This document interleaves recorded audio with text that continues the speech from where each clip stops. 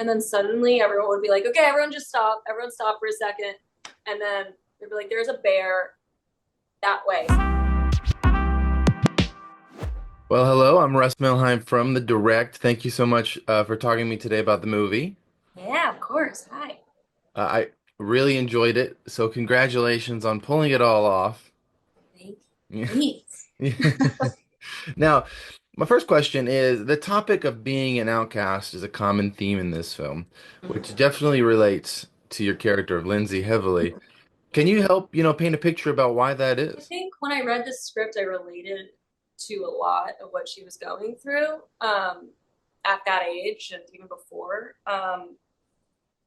Yeah, I just feel like you reach a certain age and your friends kind of there comes a point where you're either gonna follow your friends from childhood or you're gonna kind of break off and do your own thing, and it's really painful and it's growing pains. But yeah, I related to that quite a bit. With how that she's an outcast, and Lindsey, she continues to go to this camp, yet she is not liked by many people there, or at least that's what it feels like to her. What is it about that place and its community that just keeps her, coming to the camp regardless? I mean, I think it's like it's so hard when you lose your footing and your grounding and your people. But what I admire about her is that she doesn't like lose her safe space in a sense. I think she views this camp as like a safety to her, even if it's not feeling like that right now. And like she's not giving up per se. She's not like staying home for the summer and going into herself. She wants to step out. She wants to remedy what happened or yeah, or just kind of be in the face of it. And she's not afraid of that. She's super brave. And I think it's really important to not give up on the things that like you really feel strong about Yeah. because you feel like you're not wanted there. Like you can figure it out, and she does.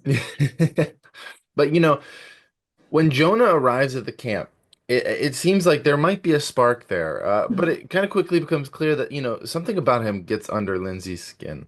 Yeah, What is it about him that doesn't immediately gel?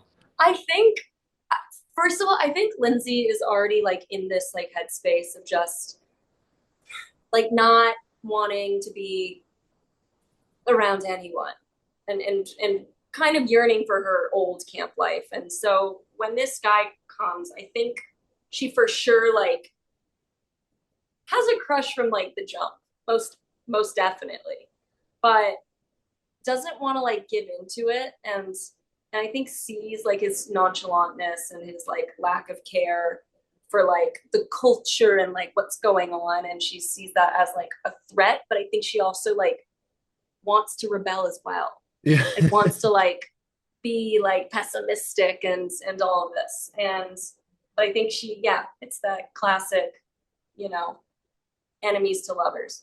Now it was a lot of fun to see this group of, floaters, fellow outcasts at the camp come together, work together on this big play. What was the process like of working with that group and building the dynamic both on and off screen?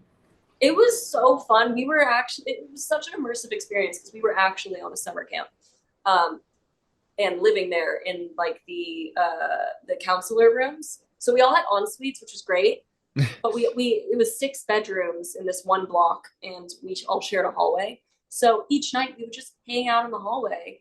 And the weekends we would hang out in the hallway and just bond like until like 3 or 4 a.m. and then mosey on back to our rooms. Or we would like go out like in Berryville and like go do karaoke, and we found our spot. So we really got to bond like outside, which kind of made the relationships in the movie stronger because then we there were there's moments where we act like we don't like each other, and that was kind of like fun to mess around with and like poke each other up. You guys put on a very crazy play in this film, and I'll refrain from going too detailed into it. But how much of that was performed as written, and then was there room for improv? Like, did you guys For need to sure. make stuff up? Totally. So much room for improv, so much room for like physical comedy and like to like like liven up what was on the page and doing voices, and it was so that was so hard to get through because we were like crying with laughter throughout it, and that was definitely a highlight um, for me. And just watching like Jake and Jim and like those two kind of, and Jacob, like everybody just kind of get to ad lib and do their thing and try not to break when they're doing that. And yeah, it was silly, super silly. Now, one of the usual, things that you might run across when filming in the woods or whatnot are like lightning delays. But I'm hearing stories that you had bear delays, We had bear delays. which I We haven't heard before. So I want to know more about that. Yeah, there would just be like whispers, and then suddenly everyone would be like, okay, everyone just stop, everyone stop for a second. And then they'd be like, there's a bear that way, so we all need to move this way. And we would be shooting in the middle of the night sometimes, and so we would have to get like the fire department and like this other guy who like just kind of deals with the bears. Like they would be on set with us with like kind of like mans, and I was like, please don't like hurt any bears for us. Like Yeah. they they deserve, this is their home, we are in their home, like let's just let them be and let it ride out. But I never actually saw a bear, but many did, many did. Rachel was saying apparently offset, like off campus or whatever, that there was actually a car accident into a bear. Yeah, yeah, I wasn't going to mention it, but now that she mentioned it, there was, and Crazy times, he crazy was times. traumatized. Not because of the accident, but because of the bear, which just like I can't even imagine that. Yeah, yeah, trauma. Oh, but I mean, we were in the middle of nowhere. Yeah, yeah. Not really, but like kind of like there's no street light. Like it's so pitch black. So like when you're driving, and there's not a lot of restaurants in Berryville, and they close very early, so you gotta like drive around. And I remember being like, everybody put their brights on. Like we can't like there's deer crossing and there are bears. Like let's be mindful. I also wanted to ask about, a strong point of the movie is how it handles, expresses, and explores Judaism. In your mind, how would you say that this movie does all of that in a unique and engaging way? Yeah, I mean, it was really cool to get on set, and everyone has a different background and like and has grown up in like different homes, some like more secular, some more spiritual, religious. Like that was really cool. I'm half Jewish and half Guatemalan, so I got to meet a lot of people with similar backgrounds to me, which is like there's not many of us out in the wild. We're there, but like it's we know we're always missing each other. So getting to like talk to people who feel similar to me, where we're like we don't really fit in this group, but we don't really fit in that group. Like we're constantly slightly on the outside of stuff, was really like healing and really nice and fun to be around. I don't know if that answered your question, but When it comes to your character, what do you feel that you added to her that wasn't originally, in the script that you felt like you definitely brought to life through your performance on the day? I think my experience with like this the similar like when I first read it, there's moments that happen that don't feel as dramatic per se to what happened to her, but I feel like because of my personal experience and experiencing that loneliness and that feeling like an outcast, so and wanting to be a part of something, but kind of self sabotaging yourself the whole way through, I think I brought that truth to life more, and the things that felt maybe slightly less dramatic. I feel like yeah, I brought a little heart into it. I wanna take a quick moment and I wanna ask about something unrelated.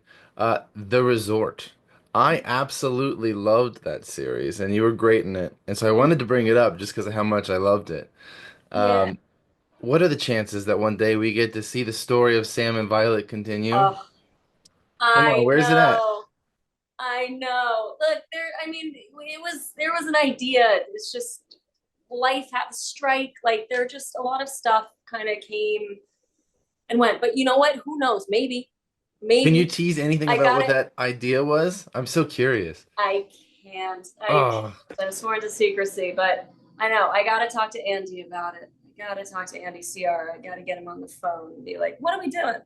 Come on. He's It'd like, be dude, like, I season just three. met this guy named Russ who wants season two. That means it can happen, right? That's all we were waiting on. Exactly. That show was so much fun. Similar energy to this, like the best cast. We bonded so much in Puerto Rico.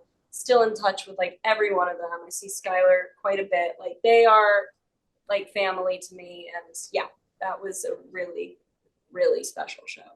Well, I'll keep hope alive forever. So, Me too. yeah. Me too.